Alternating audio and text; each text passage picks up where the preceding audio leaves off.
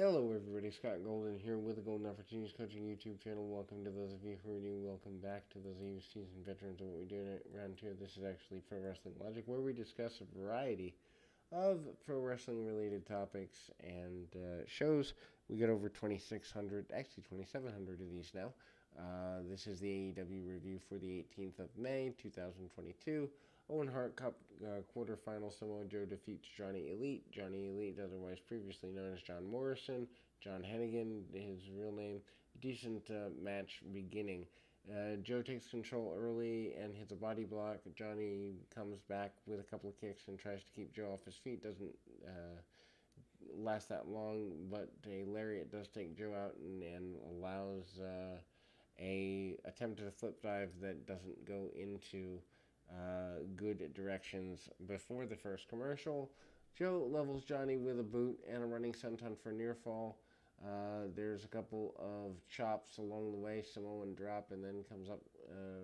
Johnny comes up short with a 450 splash, covers him anyway, and then lands a shining wizard. Johnny then goes for the flipping springboard moonsault.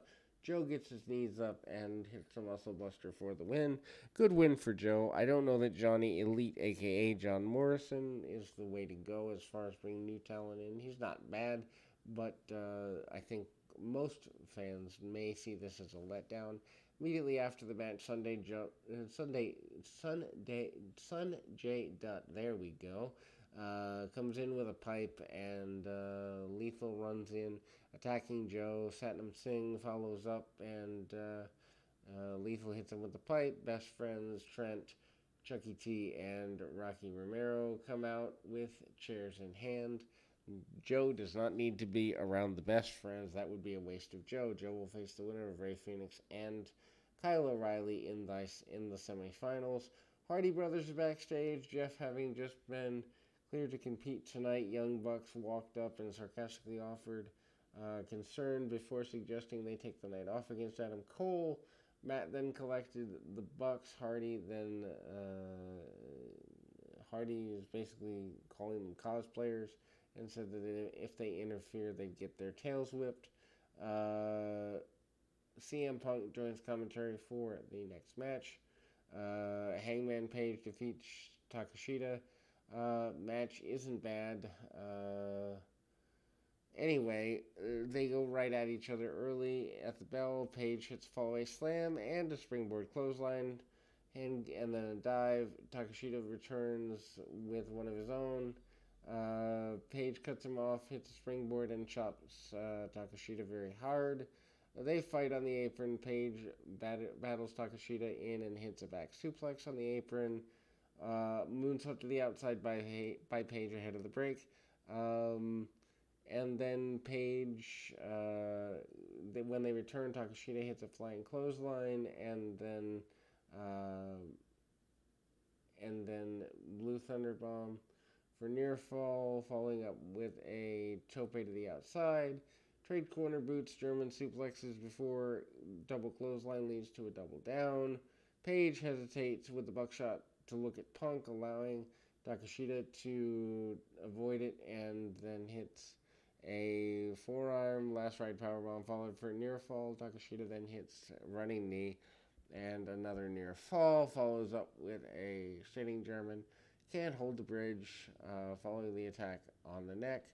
Takeshita then goes for a jumping knee. Page counters and reverses it into another flying clothesline. And a forearm. Page brings Takeshita to the top rope where Takeshita hits a diving clothesline. Page pops up and hits a lariat of his own, following with the buckshot, but that doesn't end things well. Page hits the GTS with Punk looking on for the win. Probably the best match that Page has had in a good while. I don't imagine he's not losing the belt at the pay-per-view, but I could see where they may go in that direction. After the match, Page and Punk stare at each other.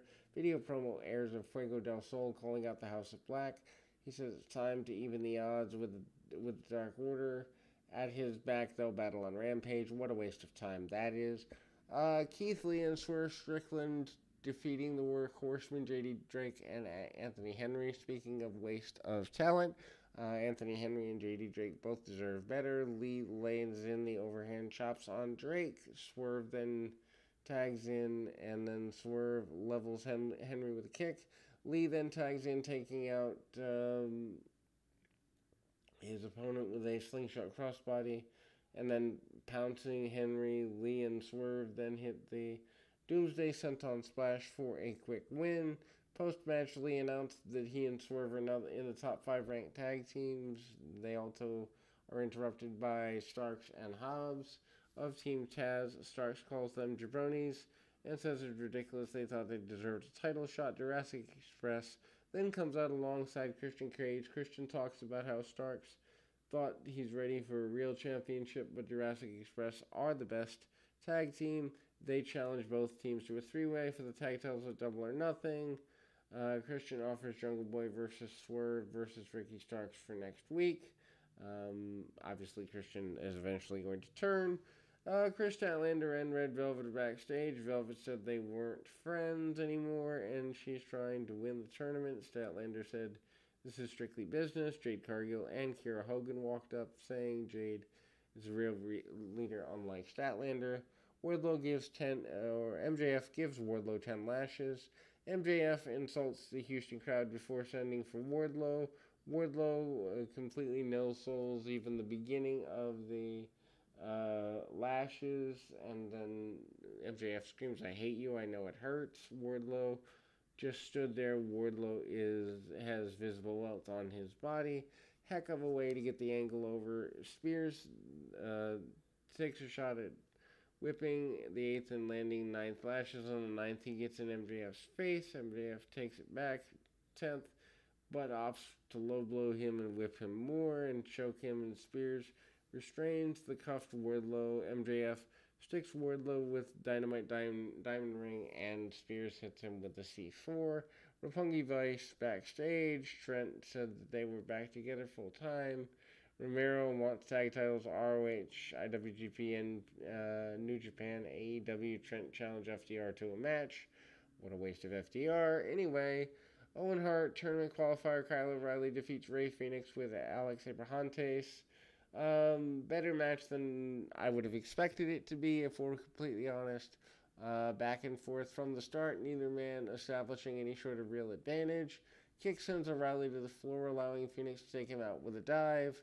He follows up with a frog splash attempt. O'Reilly reverses it into a triangle and then cross arm breaker, forcing Fenix to roll to the ropes. O'Reilly drives Fenix's arm into the ring post, targets it through the commercial break. Back from the break, Fenix fires up with chops. Fenix then hits a rolling Rana for a 2 count. O'Reilly turns the Escalera into multiple spinning butterfly suplexes. Fenix then rushes O'Reilly in the corner, lands strikes, and includes another springboard thrust kick, follows up with a half and half suplex before both men trades big rebound moves. Slaps leads to a double down. O'Reilly will face Samoa Joe in the semifinals. Jericho and William Regal face to face. Regal makes this. Jericho needs to be off my television sooner rather than later. Anyway, Blackpool Combat Club joined by Eddie Kingston, Santana Ortiz. Basically, Angela Parker cuts Judas off so the crowd can't sing along. If you tried anyway. Jericho complains Regal orchestrated last week's attack. Jericho then ran down everyone Regal was up there with, insulting Santana Ortiz. Kingston, he calls Danielson a nerd, saying that if he stuck around with Regal, he'd eventually have to join the program with Moxley. Jericho recommends that Regal go home or he'll throw a fireball in his face because he's a wizard. Regal then said he had to listen to Jericho's whiny voice since they met. The only thing that would make him feel worse would be the screams from the burning orphanage. One thing that keeps Regal going is that he'd take Jericho's toothbrush and put it up his backside. Garcia gets hot at this. Jericho's had enough, so he challenged them to a 3rd annual Stadium Stampede. Moxley cut him off, saying that they wouldn't get involved in that sports entertainment stuff. At Double or Nothing 5-on-5 gang warfare, Jericho accepted saying his side was a well-oiled machine. He brought up all the internal issues between Blackpool Combat Club members Santana Ortiz and Kingston. Kingston blows Jericho off and demanded they get in the ring and fight. Jericho says forget it and walks off. Kingston wanted to pursue it, but Danielson stopped him, leading to a shoving match between those two.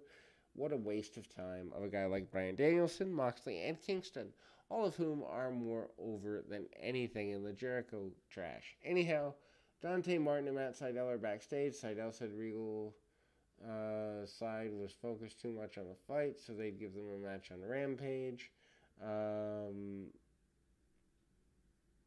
Maki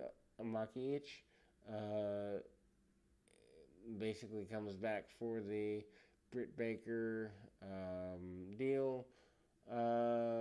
Japanese star offers to lay down for Baker, but cradles her for near fall. Baker hits a forearm, so she cries and stomps on Baker's foot, flips her off, and then Cradle gets into a lockjaw attempt.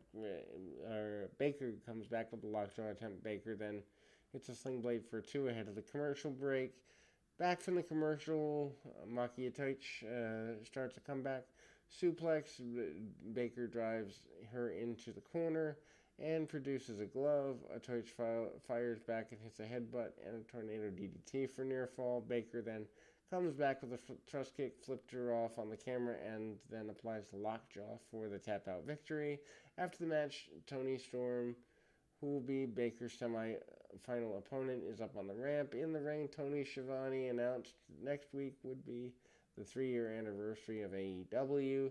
Can't believe it's been that long so far. Anyway, Serena Deeb interrupted and said that he's tired of hearing him talk. She said that they had a lot to say. She felt like she wasn't getting enough respect, and she eventually invited out Dustin Rhodes, only to call him a failure.